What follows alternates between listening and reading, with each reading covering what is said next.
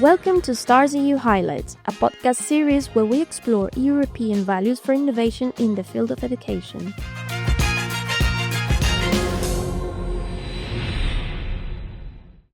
Welcome to Stars EU Highlights. I'm Emily Jane Lee Glover, and in today's episode, we'll be talking about pedagogical innovation and teacher training in higher education. Across European universities, many lecturers are rethinking how they design courses, assess learning, and support diverse groups of students. At the same time, there is a growing need for structured training and support for university teachers who want to try new methods in their classrooms. In this episode, we'll explore how pedagogical innovation and teacher training come together and how initiatives within STARS EU can help us move forward. To talk about this, I'm very happy to welcome Dr. Célia Berger-Tarare. Célia is a senior lecturer in law at Université Marie and Louis Pasteur, where she's a STAR EU TIG, a thematic interest group, leader in social justice and inclusion. And she's organising a blended intensive programme on pedagogical innovation and teacher training at UMLP during the 15th to the 19th of June of 2026 in France. Célia, thank you very much for joining us. Thank you. Let's dive into our conversation. Do you consider that it is essential to include technology in your lecturers, and how do you introduce them?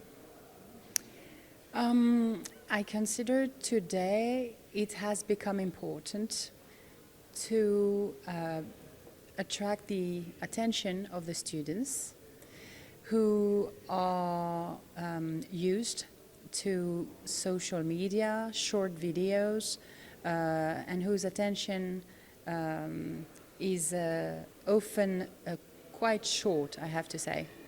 And so pedagogical innovation aims at bringing their attention back to class, not on their telephones. It's paradoxal, but if you bring, for example, digital innovation in the class, they will be on their phones, but only working with you. Yeah, 100%. From your experience in law and in social justice, from your experience in law and in social... Ya me estoy trabando, perdón. If you I can, feel like I can't speak. If you can say it the other way around, it will be easier, and that's the correct title. It's What is Law, Inclusion and Social Justice. Law, sorry? Law, Inclusion and Social Justice. It's easier to say, Aha, and that's the that's correct why. title. Okay, thank you. From your experience in law inclusion and in social justice, I think I'm finding it difficult saying social and justice. Ay, mi madre. Justice. Es que social, justice. Justice. From your experience in law inclusion and in social... We're going to be a while, I think. Sorry. Or you can say just law, Yeah? because my teaching is in law, not social justice. Law inclusion or just law? Just law. Okay. From your experience in law, how can you innovate teaching methods and teacher training, and how can they contribute in creating more inclusive and equitable learning environments? I've been trying different methods for a long time now, probably 6 or 7 years. I've tried many things. One of the things that work best is small games in the class. For example, usually I will speak for 40-45 minutes. And then I use tools such as WooClub or Kahoot, Mentimeter, or other interactive tools. Very easy to use, where the students connect with their phones and can answer some questions. I also use like fill in the blanks or brainstorming tools also on the telephone. And this is very important because first, they concentrate more. They need to change activities quite often. Second, it allows me to verify that they have understood what I have said. And third, when I see too many of them have not understood what I've said, it's probably because I didn't explain in the correct way, so I will start again, the explanation. It brings a lot of, more of inclusion for everyone because we don't leave anyone behind. And also, the tool I use most is WooClub, which is a French tool. And so, using that tool, the students are also allowed to send messages on a wall. And so they can ask questions, for example. Because in France we have a lot of students in the same class, can be up to 450. Mostly it's less, mostly it's 60, but still it's a big number. And some students are afraid to speak in front of the others. And so they have questions, but they don't want to ask them. With this tool, I actually get a lot of questions. And I can answer everyone. And it's anonymous, so I don't say you or you or you. I just answer for everyone as if no one had understood that part. So I think it's a lot of progress for our universities with mass education. It's a way to individualize the learning. Yeah, thank you for sharing those, and I'll definitely put them into practice too. You're organising a blended intensive programme on pedagogical innovation at UMLP in June. What is the main focus of this BIP? Who is it aimed at, and how will it support participating teachers in rethinking their teaching practice? Well, first of all, I would like to say this is going to be the second edition of this BIP, which was initially launched by Silesian University in Opava, and especially by Dalibor Simek and Irina Saurowska. And it is actually the first BIP in which I myself participated. It was an interesting experience, and the goal is now to not only reproduce this BIP, but also bring new considerations to the classes. It is a staff BIP for teachers or PhD students who would like to become teachers. And we will focus on 5 different themes. The first one is student-centered learning approaches with active learning and flipped learning. Also challenge-based learning and slow learning, because we don't think of those students enough in the universities.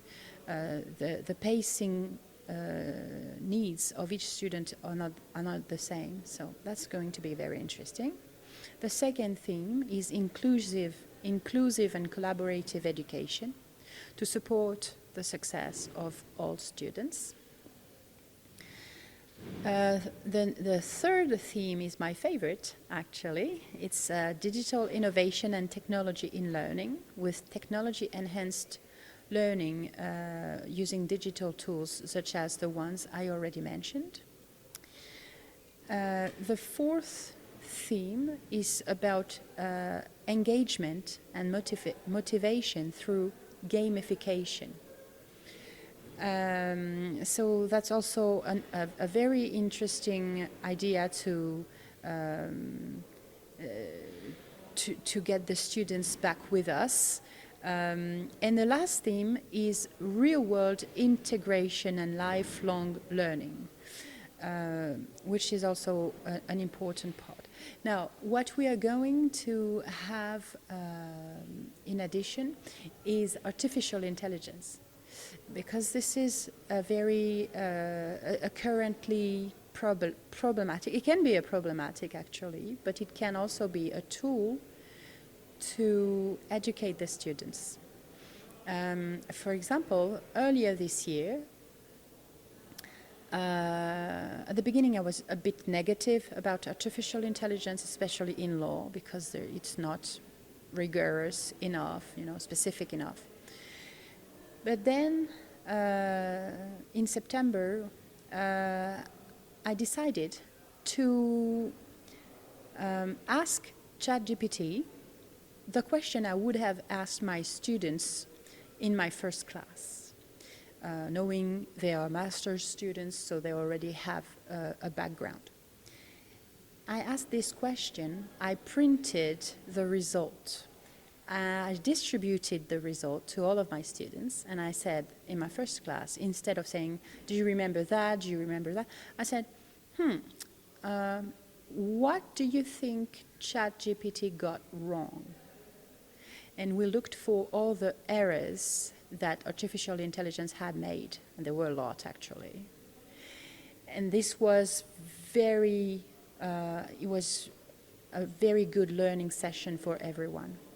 The students who see that ChatGPT doesn't know everything, but also know that it can help you in some other ways. It was a chance for us, so I'm a law professor, so it was a chance for us to speak about liability. If ChatGPT gives you an incorrect answer, like in this document, who is responsible for that? Are you as a lawyer? Is it the person who's behind ChatGPT? So that was an interesting educational session. Yeah, I think so that enhances the students' critical thinking and Exactly. not to believe everything that we see on the internet, and especially what artificial intelligence says. For example, in this case, what you were talking about, ChatGPT. To finish, if a university teacher is listening to us right now and wants to start small, what is one piece of advice that you could give to them to start small in integrating pedagogical innovation in their lessons? When I started, the first two things that came in mind were flipped learning, because flipped learning is quite easy. You don't have much to do. You only have to give your notes to the students. They read at home, and then they come to class, they ask their questions, you have time for examples, and we often lack time. So that's a good way to introduce pedagogical innovation in the classes. And of course, the second tool I would say to use is about those digital enhanced learning tools that I talked about, because people are afraid it's going to be very difficult, but it's really easy to use, very intuitive. So just try one of them, get connected, try a few questions, 3, 4 at the beginning. You don't need 100 questions, 3, 4, and you will see you students really just come back to class, physically even, because the classes sometimes are a bit empty when they are not mandatory. And then they just come back. So all my classes are full, so don't hesitate. Yeah, that's amazing. I think you could agree with me then that trying to get out of your comfort zone is difficult, but it's worth it. Trying to... Absolutely. Yeah. Absolutely. Good. I'm not saying it was an easy thing in the beginning, a bit of a challenge. Yeah.